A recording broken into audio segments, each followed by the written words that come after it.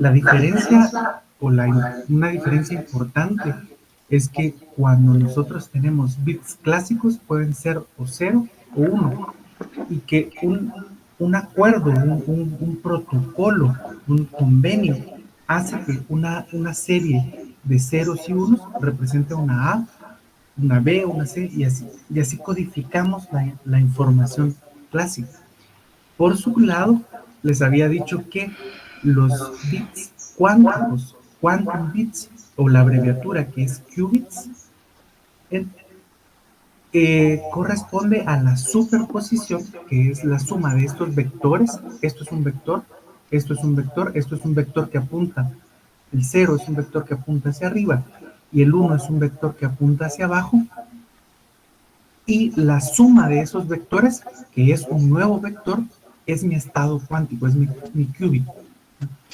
Y estos valores de alfa que están aquí tienen que cumplir la condición de que alfa al cuadrado más, perdón, alfa 0 al cuadrado más alfa 1 al cuadrado tiene que ser 1. Esto está escrito. Y entonces les había dicho que vamos a utilizar esta base computacional, que es este vector que está aquí y este otro vector que está aquí, para representar, utilizando eh, unas propiedades de óptica cuántica, vamos a representar esta base computacional con la cual se podría hacer y se hace computación cuántica. Nosotros vamos a usar esta información cuántica para procesarla, para hacer computación cuántica. ¿Hay otras bases? Sí, pero no las vamos a poner atención. Esta es otra ventaja de los qubits. Les había dicho que, si se recuerdan, les dije que 8 bits hacían un byte, que 1024 bytes hacen un kilobyte, que 1024 kilobytes hacen un megabyte, que 1024 megabytes hacen un gigabyte. Entonces, así va aumentando. Sin embargo, si nosotros tenemos 2 qubits, podemos hacer 2 a la n, una base de 2 a la n estados. Entonces tenemos, para 2 qubits, tenemos 2 al cuadrado, 4. Para 8 qubits, que son la comparación que les hice la vez pasada, para 8 qubits podemos construir 256, una base de 256 comparado con la base que podemos hacer con los bits clásicos. Es decir, tenemos 8 bits clásicos, lo único que podemos hacer es un qubit, un byte. ¿Ya? Entonces, eso es en parte la potencia de cómputo que podemos obtener con la computación cuántica. Y les había, para enlazar con el ejemplo que habíamos visto de los gatos antes, que si alfa 0, que es este que está aquí, y alfa 3 son 0, entonces solo me quedan estos dos, la contribución de estos dos, que es 0, 1 y que es 1, 0. Y estos pueden ser representados usando los gatos de Schrödinger, de los que habíamos hablado antes. Y ahora los vamos a representar utilizando óptica cuántica. Entonces, en el objetivo que ustedes me mandaron, yo les respondí diciendo que, a ver, aquí, que había que cambiar algunas cosas porque nosotros ustedes escribieron, describir los estados cuánticos que pueden usarse como qubits utilizando su representación dada por la óptica cuántica. Entonces, lo que nosotros así como aquí estamos utilizando los gatos de Schrödinger para representar estados, y esos estados los podemos usar con computación cuántica, con información cuántica, lo mismo vamos a hacer. Vamos a buscar estados de óptica que podamos utilizar para representar estados de qubits con los cuales podemos hacer información cuántica. Entonces, el orden es ese. Creo que tal vez lo que habían confundido ustedes a la hora de escribir era el orden, pero se daba o daba a entender como que tuvieran como que iban de algo más grande, iban a sacar algo más pequeño. En lugar de ir poniendo en orden de algo grande a algo más pequeño, ustedes empezaban de algo pequeño para agarrar algo grande. Como eso. Tal vez era solo cuestión de mejorar el orden. Ahora, lo que nos toca ahora es hablar de esto. ¿Para qué vamos a usar la información cuántica? Pues para hacer computación cuántica, para hacer simulaciones cuánticas. Imagino que habrán escuchado alguna vez de un físico que se llamaba Richard Feynman, y él decía, o él es uno de los que tenían las ideas allá eh, a principios de los 80 de que había que hacer computación cuántica. Y la importancia era, y él decía, la naturaleza no es clásica. Si quiero hacer una simulación de la naturaleza, es mejor que sea una simulación cuántica. Entonces, por eso hay que aprender qué vamos a hacer con esto. Entonces, yo les había comentado alguna vez que los circuitos cuánticos son los que se van a encargar de manejar la información cuántica. Entonces, son conjuntos de compuertas que implementan un algoritmo. Lo que queremos hacer, la computación que nosotros queremos hacer es la ejecución de algoritmos. Esas compuertas cuánticas que forman los circuitos cuánticos se representan con matrices. Si no estoy mal, en tercero básico ustedes tuvieron que haber aprendido por lo menos a calcular un determinante de una matriz. Las compuertas cuánticas universales, olvidemos de ello, pero es un conjunto especial con el cual yo puedo construir cualquier algoritmo que se invente. Una cosa importante de estos circuitos cuánticos es que cuando yo hago una operación de medición, entonces destruyo el estado cuántico, ¿no? Entonces yo tengo un problema con eso porque eh, realmente cuando yo, por ejemplo, en la computación clásica, si yo estoy escribiendo y quiero ver lo que estoy escribiendo, entonces estoy haciendo una medición, o eso representaría una medición. Pero aquí en computación cuántica no, es que hasta el final, o sea, yo preparo el algoritmo como lo quiero, y al final voy a ver el resultado, porque si lo mido al principio, si lo mido en pasos intermedios, puedo destruir el estado. Tengo que hacer ciertas eh, operaciones especiales para poder obtener información intermedia a pasos intermedios. Hay una representación gráfica que es la que vamos a ver más adelante, ya se las explico ahí. Las matrices que vamos a utilizar como compuertas cuánticas tienen esta forma, son matrices de 2 por 2, y si se recuerdan, los vectores que vamos a utilizar son de como este que es, bueno, como estos que están aquí, 1, 0 y 0, 1, o este de aquí, 0, 1, 1, 0. Entonces, y así tenemos los vectores y tenemos las matrices con las que vamos a ir operando. A estas tres se les llama los operadores de Pauli, y lo que hacen, si se recuerdan en la esfera, si yo tengo mi vector 0, les voy a poner otra vez la esfera, aquí, en esta esfera. Si yo tengo mis vectores aquí, entonces lo que voy a hacer al multiplicar este vector 0, está aquí, yo lo voy a agarrar y lo multiplico por la matriz X, lo que voy a hacer es que lo voy a hacer rotar. Como el vector está apuntando hacia arriba, pues una rotación le da igual. Ustedes agarren una manzana, la giran, así como les había dicho, con la mano derecha, la giran hacia un lado o hacia el otro, la parte de arriba de la manzana no se afecta, ¿no? O la parte de abajo. Pero si ustedes utilizan otra, por ejemplo, en el eje Y, entonces si la giran, en lugar de quedarles la hoja, el palito de la manzana y la hoja hacia arriba, les va a quedar hacia abajo, por ejemplo, hacia un lado. Y si la multiplican por esta, es una rotación en el eje Z, entonces allí pueden obtener otro tipo de rotaciones.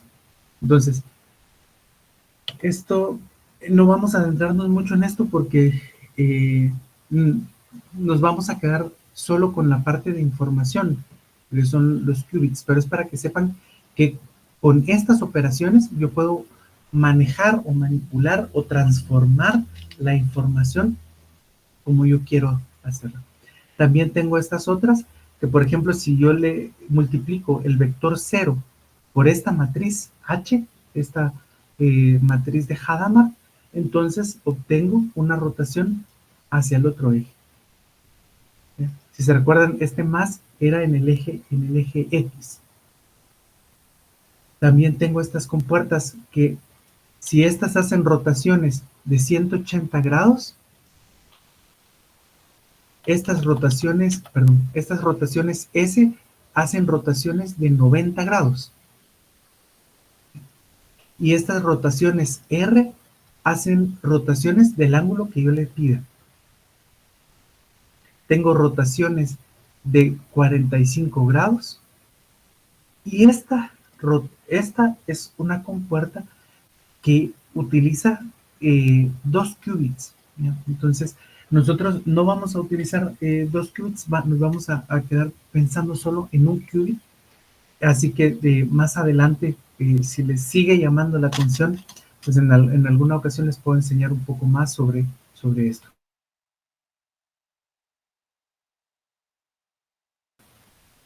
Entonces, tenemos actualmente 3 tecnologías para construir qubits.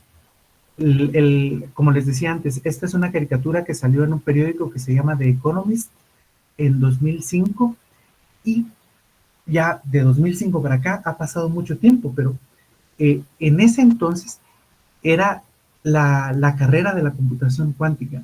Había 3 tecnologías que podrían haber avanzado lo suficiente para construir computadoras cuánticas, para manejar la información cuántica de una forma eh,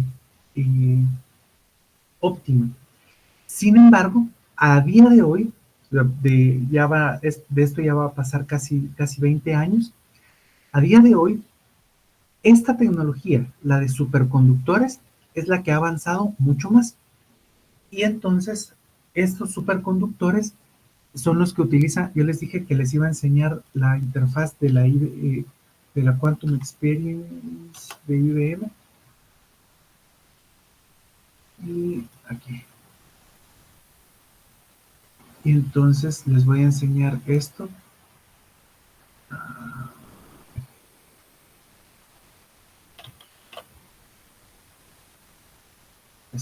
Y entonces la cuestión es de que IBM dio un paso muy grande en construir este tipo de superconductores. De este tipo, en el carrito rojo, están los átomos fríos.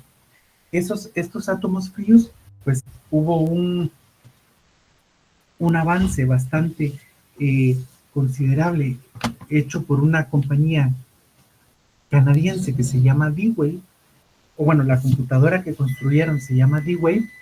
Sin embargo, aquí vamos a entrar un poco en el dilema del método científico.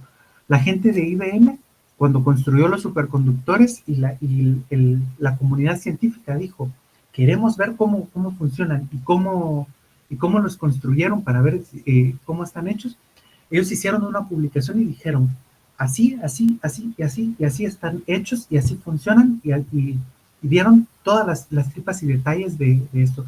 Imagino que algunas personas las habrán invitado para que fueran a ver cómo funcionaba esto. Sin embargo, la gente de D-Wave, cuando hizo esto, se cerró y dijeron, no, este es nuestro avance y vamos a sacarle ventaja a esto. Entonces, si no han escuchado en su vida sobre D-Wave, puede ser por eso, porque se cerraron mucho y creo que el gobierno de Estados Unidos les compró una, Google les compró otra, pero de ahí nada más, mientras que la de IBM es un boom bastante grande. Una de las tecnologías más fáciles de implementar es la de fotones. de estos circuitos fotónicos, y por eso es que vamos a hablar nosotros sobre ella. Primero, hablando sobre superconductores, recuérdense que cuando les hablé sobre electricidad. Siempre que nosotros conducimos electricidad, vamos a tener una resistencia eléctrica, a menos que ese material sea un material superconductor. Entonces, si yo utilizo dos materiales superconductores, y este rojo y este azul, y los separo por un aislante aquí, entonces voy a conseguir que algunos de los electrones que pasan por aquí salten a este lado por el efecto túnel. ¿Se recuerdan que les hablé del efecto túnel? Entonces van a saltar la barrera y van a atravesar. Entonces voy a tener corrientes de este tipo. Cuando agrego un imán, entonces puedo controlar la cantidad de flujo de electrones que van a pasar. Este es un imán muy fuerte aquí. Entonces, ahora con este imán, yo puedo controlar cuántos electrones van a pasar o cuánta corriente va a pasar, y esa corriente va a pasar de una forma muy rápida, sin pérdidas eléctricas, porque no hay resistencia, y entonces yo puedo utilizar ese flujo de corriente eléctrica para decir, ¿hay flujo o no hay flujo de corriente?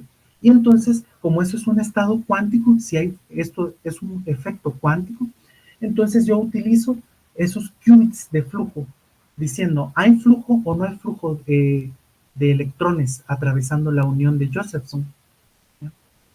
Después, como es más difícil medir cargas, pues se suelen utilizar más los de flujo, pero si yo puedo contar cuánta carga eléctrica pasa, entonces necesito unos detectores más finos para hacer esto, pero entonces puedo decir, pasaron 10 electrones, pasaron 20 electrones, pasaron 50 electrones, así, entonces yo puedo decir, pasaron 100 electrones o pasaron 200 electrones, y entonces lo asocio como una representación, digo, 10 electrones representa mi qubit 0, 100 electrones representa mi qubit 1, así, 10 electrones, el qubit 0, 100 electrones, el qubit 1. Y de esa forma yo diferencio que con cierta cantidad de carga eléctrica asociada con el número de electrones que tengo, van a venir, van a representar mis qubits. Y la otra forma es que cuando pasan a través de aquí, yo puedo hacer que cambien de fase los electrones, porque para pasar por este lado necesitan una fase, para pasar por este lado de arriba necesitan otra fase. Entonces ya no utilizo el imán de esta forma, sino que lo acuesto. Y entonces, acostando el imán, puedo hacer que haya una fuerza que los obligue a los electrones a agruparse para pasar por un lado o a pasar por el otro. Y entonces, si pasan por el lado de arriba, es un estado cuántico, y si pasan por el lado de abajo, es otro estado cuántico, y por lo tanto, yo puedo asociar o puedo representar mi qubit 0 si pasan por arriba, mi qubit 1 si pasan por abajo. Y esa es la representación con esto. Hay unas ecuaciones muy complejas que tienen que aprender o tendrían que aprenderse, y en la licenciatura ustedes no van a aprender esto, a, mí, a menos que lleven un curso que se llama Física de Materia Condensada 2. Algunas veces da tiempo de ver superconductividad, pero si no, no lo van a ver, porque es un tema muy avanzado y se mira en una maestría a veces. Depende de qué maestría estudiamos. Con el que van a trabajar ustedes es con el de óptica cuántica, los fotones.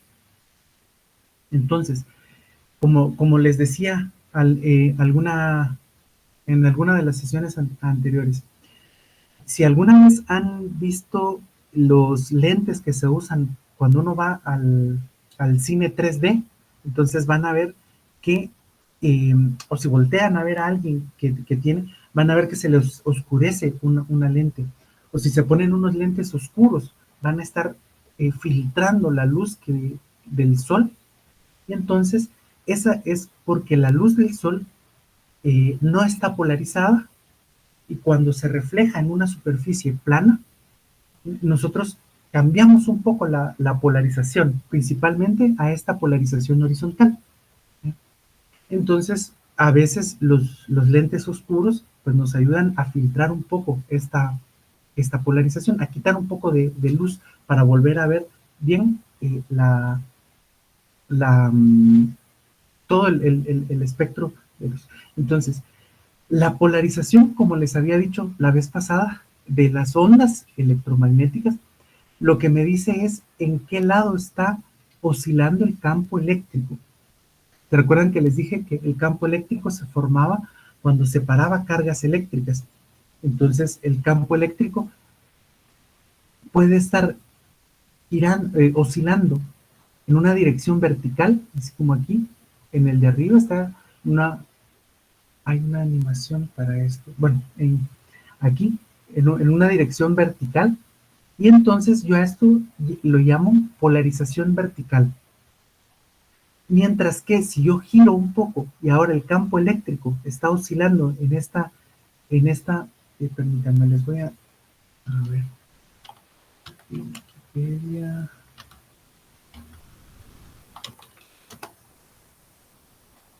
Aquí en Wikipedia tenían una animación, polarización de ondas.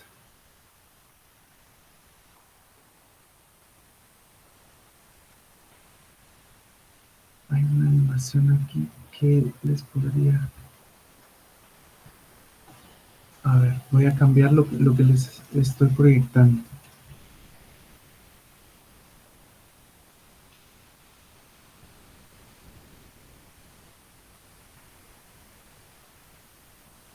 Entonces, esto es lo que les decía. Si ustedes, estos son como los lentes que con polarizadores. Si ustedes miran aquí, aquí está la, el reflejo de la luz del sol aquí ya se polariza un poco al chocar con estas superficies horizontales. Cuando uno utiliza un filtro, unos lentes de sol, por ejemplo, con un filtro, entonces ya tiene una mejor imagen como esta. Solo déjenme enseñarles, a ver, ¿dónde está esta animación?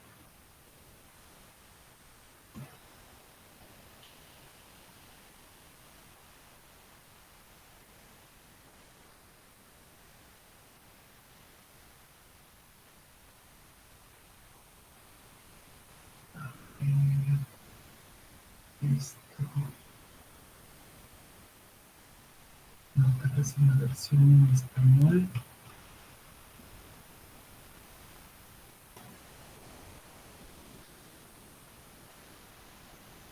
Ah, aquí.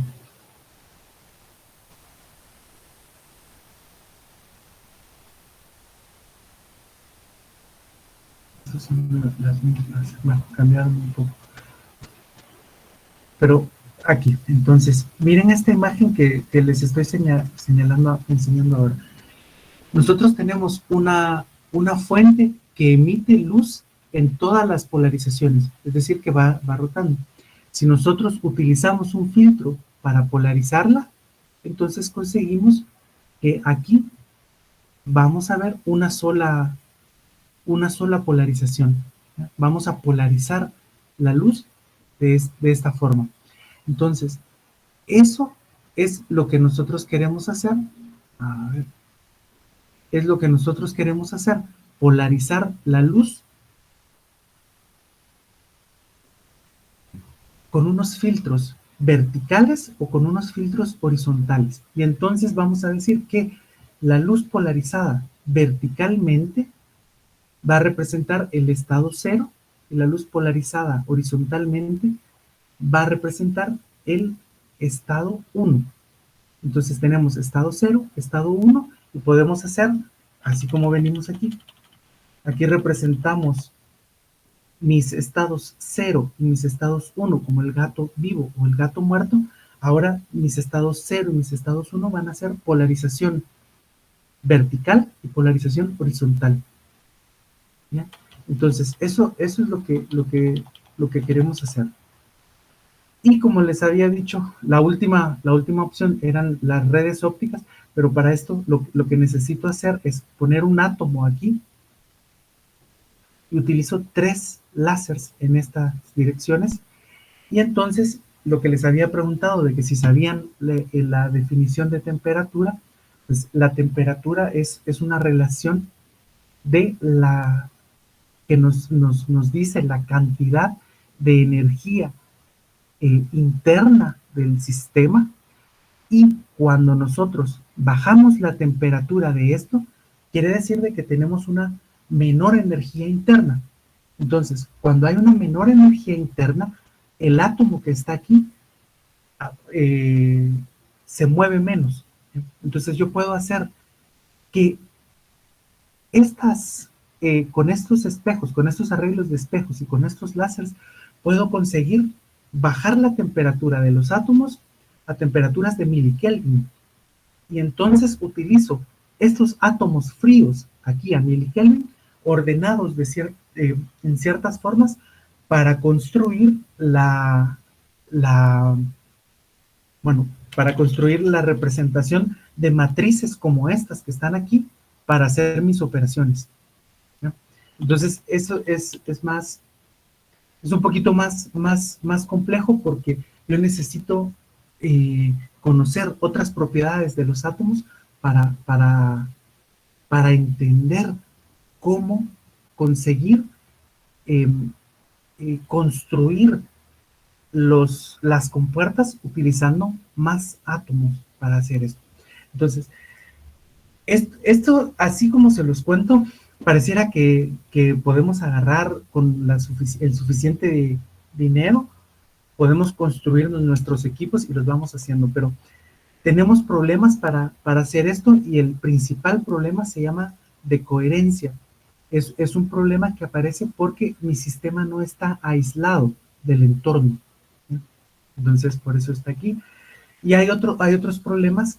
Por ejemplo, les decía que la computadora cuántica de IBM, hay computadoras que tienen 32 qubits, pero no se pueden hacer más porque es complicado físicamente hablando. Entonces, aquí tengo los algoritmos. La idea de un algoritmo es que es una lista de acciones que voy a hacer y en qué momento las voy a hacer o bajo qué condiciones las voy a hacer. Y entonces el algoritmo cuántico lo que hace es que es un conjunto de las compuertas. Esta es la compuerta H que les había dicho antes, esta es la compuerta C0 y esta es la medición que voy a hacer.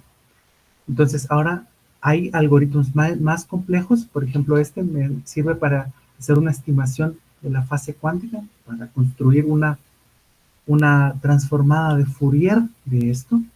Esto que está aquí es el algoritmo para hacer factorización de números enteros. Y hay muchos algoritmos más, el de Deutsch-Souza, el de Bernstein-Basirani, el modelo de Simons, la estimación de la fase cuántica, el algoritmo de Shor que les había dicho. Hay muchos algoritmos. Ahorita hay mucho, llama mucho la atención la parte de estos algoritmos variacionales, porque se utilizan para hacer quantum machine learning. Entonces, esta es la cantidad hasta aquí.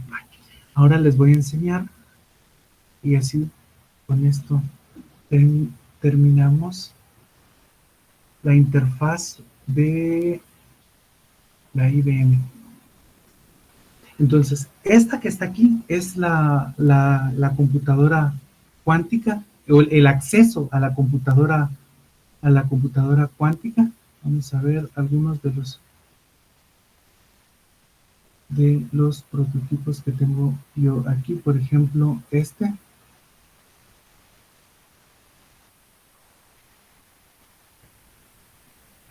Bueno, se va a tardar un poquito. Entonces, uno puede, este ya no está, ya no lo hice. Bueno, uno puede escribir el código en Python para llamar y hacer el procesamiento de la información cuántica, o, a ver,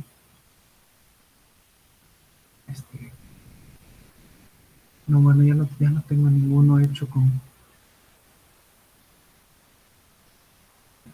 aquí, vamos a hacer uno como, bueno, aquí, hagamos uno nuevo.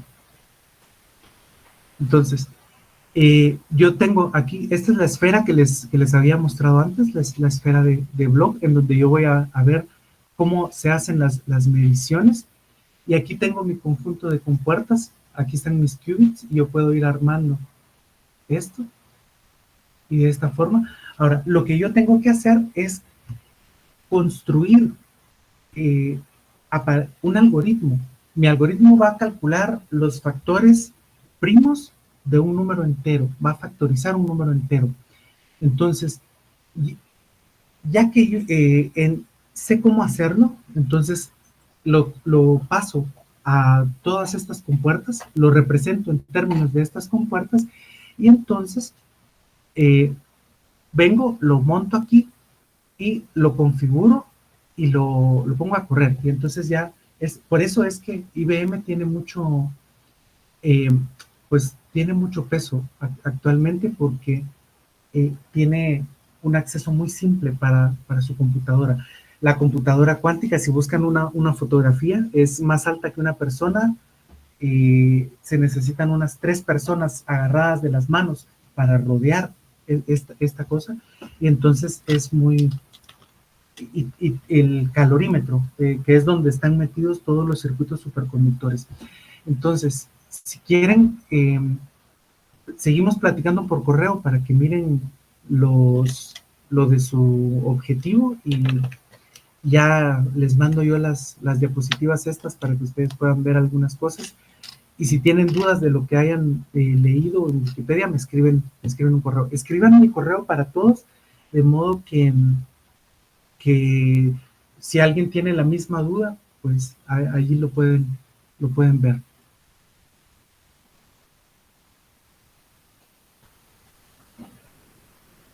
Así que seguimos en contacto. Feliz día.